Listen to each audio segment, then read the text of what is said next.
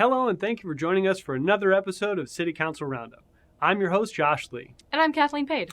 And today, because we did an epic 9-minute long City Council Roundup last week, we're going to do another one. I've never felt so much joy.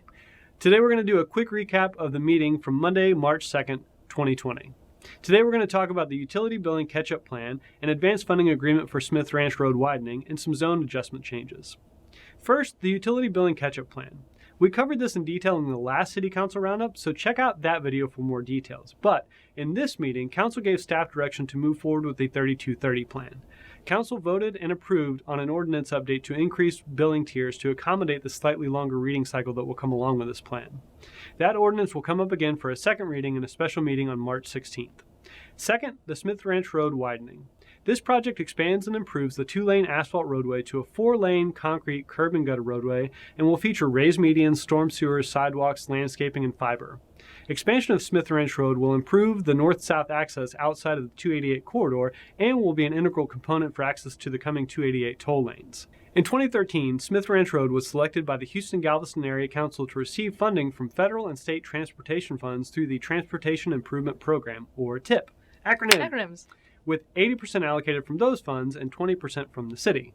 The city, however, now requires a new Advanced Funding Agreement, AFA, after learning that state funds that would have been allocated to the right-of-way acquisition were no longer allowed per new regulations. So city staff is proceeding to work with TxDOT and HGAC to procure a funding revision. The AFA, presented to Council, now contains updated the source of project funding for right-of-way acquisition, with funding sources changed from the state metropolitan mobility funds to a federal surface transportation block grant.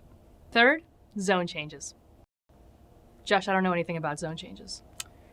Well, I mean, I've already talked way too much. If anybody is still watching this, they definitely don't want to hear me talk anymore. All right, then I'm going to do it. Awesome. All right. John McDonald has his No, building permits codes. I think you may have the wrong John. Oh, no, I grabbed the right John. McCarter had his fame last week, so it's time for yours. So let's talk zoning adjustments. I don't think I have a choice. Nope. Say hello to civic duties. Everyone, welcome John McDonald, Director of Community Development. So, zoning adjustments, what are they? Well, zoning is based on the city's comprehensive plan and benefits a city by defining the where, what, and how of development. The city tries to look towards the future and set a course for managed and balanced growth. But sometimes plans change, and we have to be flexible to the realities of what's happening on the ground. Great. So tell me about the zone adjustments that happened at the last meeting. Sure. City Council approved 4 ordinances on their first reading that amended the city's zoning map. All 4 requests were property owner driven. On Main Street, north of downtown, the Rice Driver Plan development is being amended to allow the incorporation of retail uses to an area that was originally planned as light industrial. At the center of Pearland Parkway, building setbacks are being adjusted to allow the construction of a new retail building between Petco and the Academy Sports. And south of town, on the southern portion of Main Street, 2 parcels are being rezoned from single-family residential to general commercial on the first one and industrial further south. Both of these are leftover remnants of previous development that are being rezoned to allow better use, more compatible with adjacent properties.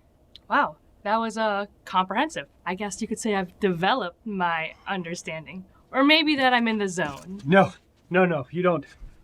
Jokes. You don't get to do jokes. Bye, you're good. We're done here. Okay. Whew. Well, that's all we wanted to cover today. Thanks for joining us. We hope that this series makes the information easy to understand and useful for those interested in Pearland government. As always, you can find links to more detailed information below or by visiting pearlandtx.gov. Leave a comment below if you have any questions or suggestions. Click here to watch the last episode of City Council Roundup, or here to subscribe to the channel. You know, I was going to do a community development joke today, but it's still under construction.